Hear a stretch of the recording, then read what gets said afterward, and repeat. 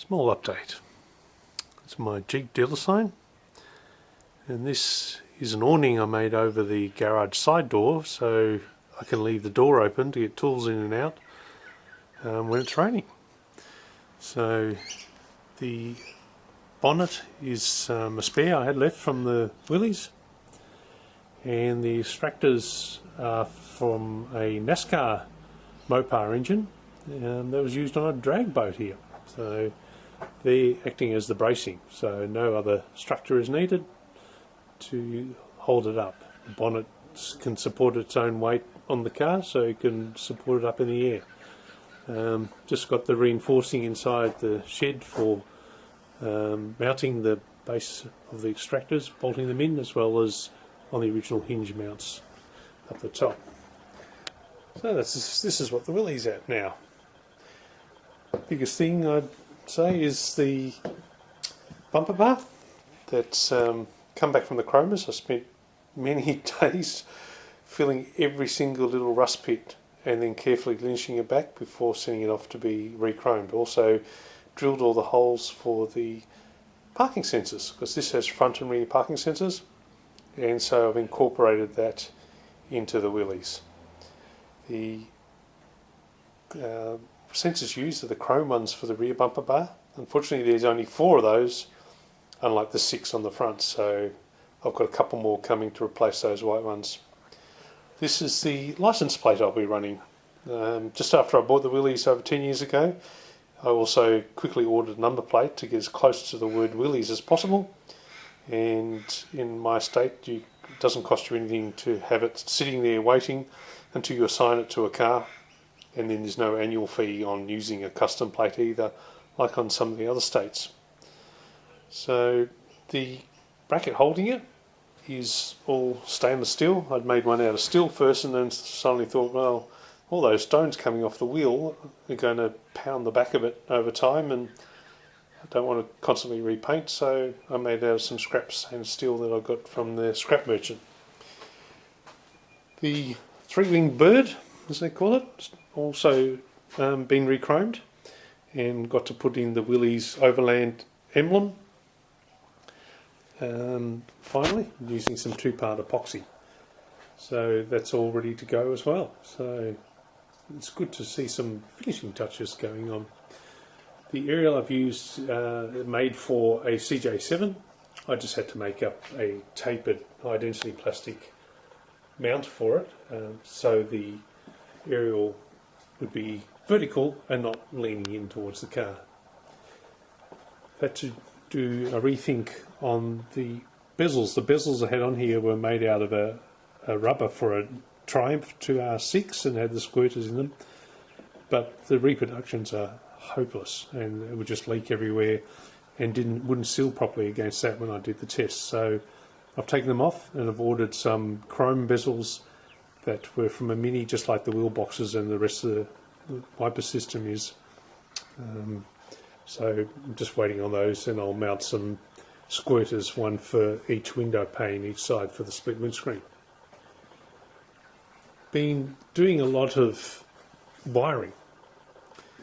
The bulk of the wiring is now done, actually, believe it or not. It's a lot of work being cutting wires out, shortening harnesses, things like the big silver box on the other side where the passenger airbag used to be is the amplifier for the stereo system, the original Boston acoustics stereo system that the Limited had.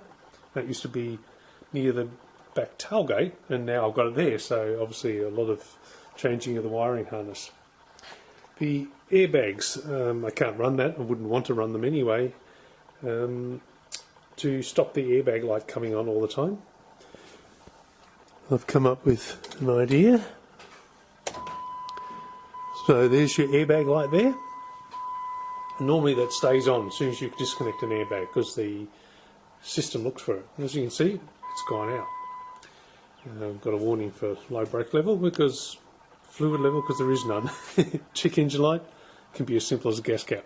So it was very exciting to turn on the ignition for the first time and see all that light up, because I hadn't tested it before.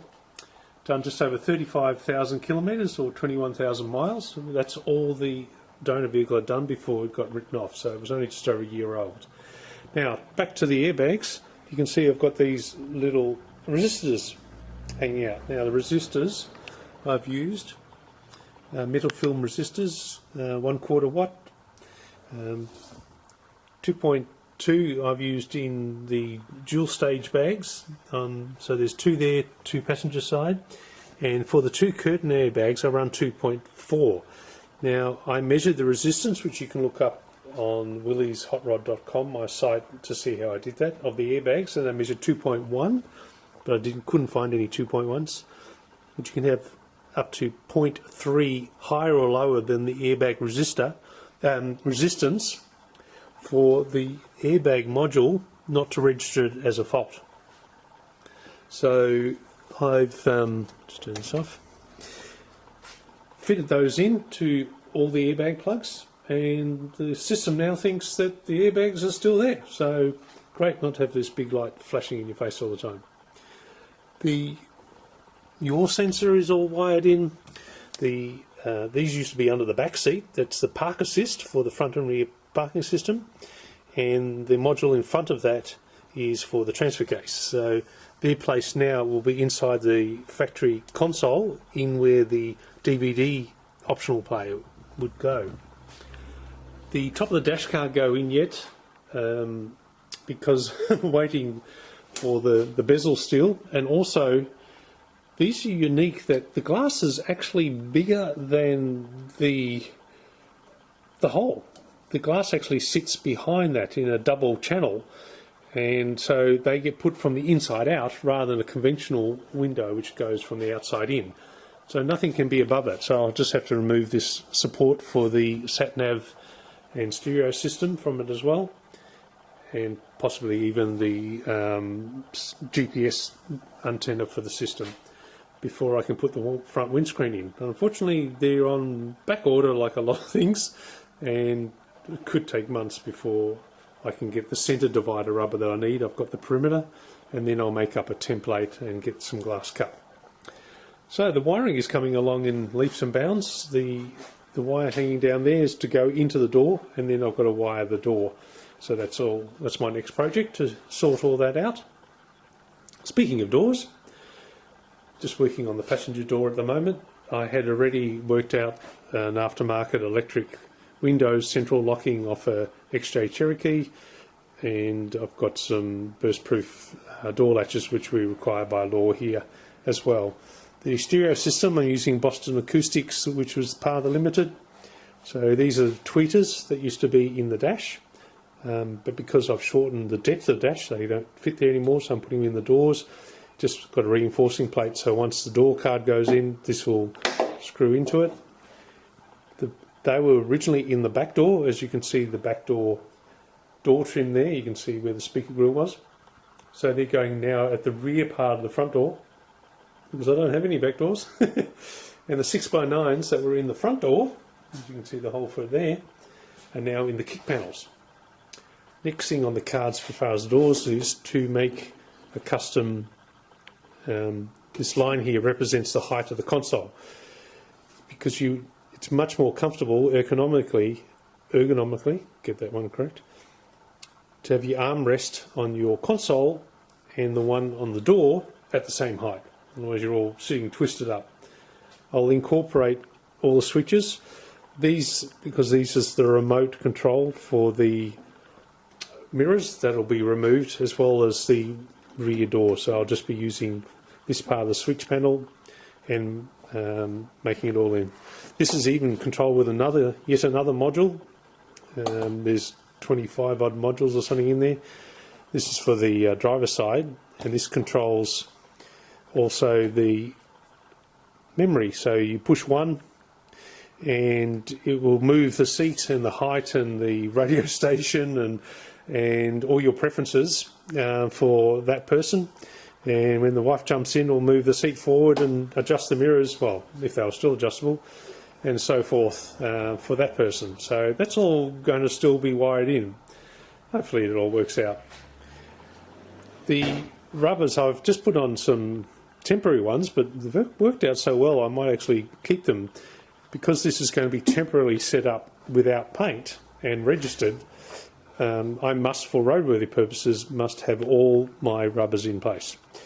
So I've just grabbed from Clark Rubber, which is a local rubber supply place, some self-adhesive auto rubber in a D shape, and I've put that around there instead of the stock profile one, because that will sit against this lip here all the way around the door. So that's what that goes. Well, I've got you here. I'm also using brand new V-belts for the tack strips. So I've been putting those in as well at the moment. I was just doing that yesterday. You can just see it goes around there. So the windlace will staple into that, and apparently it works quite well. So it's exactly the right size for the Willys. And I picked the whole lot of these up, and I've already used half of them for $30, brand new. So that's what made, so that worked out really well. Very pleased with that. Over here, you've got some of the wiring that I have pulled out. There's a lot of redundant systems, like for the rear doors, for your central locking and the electric windows and the tailgate latches and rear demisters and the satellite radio, which never came an option, but the wiring harness was there completely for it. And I had marked every single unused plug before I pulled it down. You might even, someone want to see, unused plug. So I knew I could pull it out, and rather than having these big looms sitting everywhere. So, and also the shortening. So this just one big bunch here, which is what, metre and a half, 4 feet, something like that. It was just shortening the loom for inside the cab, because a lot of things went under the back seat and came forward, and I don't have the back seat, so everything is a lot shorter run. So it was just a good way to neaten everything up. The wiper motor I've changed. The original Lucas system had the wiper motor attached to the side here, and I've attached the Jeep donor motor underneath, because of the CAN bus system requiring to know its position and everything. It was the way to get that to work, was to use, and it's a lot stronger, quieter motor as well. It's a lot quieter now. It's a very good quality motor, and so that drives the cable system. So it all still works out well. The leather seats are out of the donor, and they're just sitting there at the moment, but they just bolt straight up to the stock mount, so no engineering problems there, because that is the donor floor and firewall, so it all just bolts back in with the same bolts and the same mounts. The seats are all leather, very nice. Got the Jeep embossed in there,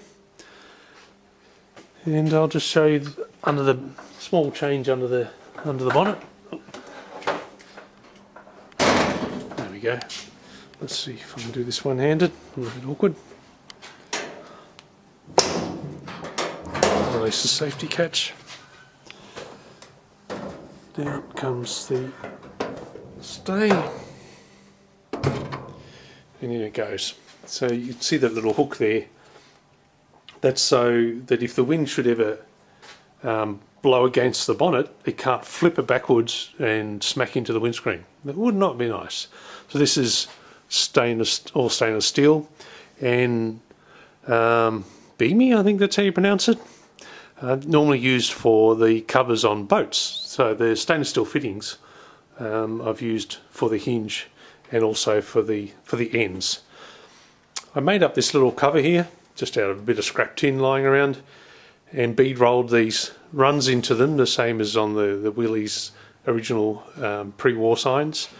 And I bead rolled this W into it as well, just to clean this up, because the plastic mount that went over the top of the radiator was damaged in the accident, and I plastic welded it together and then covered this, and also used some more of the same seal that I used around the coil mounts to stop any air, because you don't want any air passing around the radiator either side. You want it only to be, as soon as it's through the grill, you want it to be able to be drawn right through the grill to get good sealing.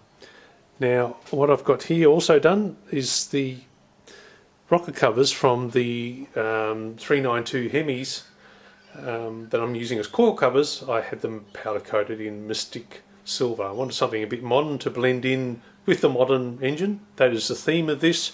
Everything under the bonnet and in the cab and the drivetrain is all 2008 and 1948 themed for the body. So it's just the two things going on here. So you can see the other one here. I was also very fortunate to be given a set of chrome 6.1 Hemi fuel rails by a fellow member of Oz Rodders. He was kind enough to give me his set because he's running billet ones, and now I don't have the ugly fuel line crossing from one side to the other, and because it runs behind. So I was able to bolt those in with just some small modifications for this side, so it clears the back of this inlet manifold. So that just about brings you up to date. We've got just a little thing down here. If you can see that, I made up that bash plate from the bash plate that was under the fuel tank. That is so it covers the lines, hydraulic lines for the fan, as well as the power steering. I just thought they were a bit vulnerable, so that covers them up, makes it look neater, and you know, just to have things. It will go off-road, so it's not just a tarmac cruiser. So we're in the middle of stage 2 lockdown, as in second time round, second wave. We're actually in stage 4, which is very restrictive, a 6-week lockdown in the whole state of Victoria, and the stage 4 is in Melbourne and Metro, which is what I'm part of. We had some mistakes made in one of the quarantine hotels, and suddenly we went from a couple of times hitting 0 new cases in the entire state to, what did we get up to? Nearly 500, I think it was. Was it even more than that? I can't remember. Anyway, today was 113 for the entire state. We've got 5 million just in the Melbourne Metro, so it's on the way back down again. We just got to get through this, and I'm just doing little jobs left, right and centre of anything that I'd previously ordered and fitting them and just going from one thing to the next just to keep the project going. You just got to have a focus. You just got to keep mentally thinking there'll come an end to this one day, and it'll just make you stronger and it's a unique experience to say, I went through a pandemic and came out the other side. You know, it's just one of those things. The people around here are so friendly, more than ever in the past, and they're just happy to see a face and get a big wave. And even though we're all walking around in masks and can't even enter the supermarket with my wife, only one allowed at a time, and all those things, it's just part of the experience. Otherwise you'll just go insane. We'll get out the other side. Anyway, chin up guys, everyone stay safe, don't do anything stupid, and there'll be light at the tunnel one day. Thanks for listening in. Cheers for now.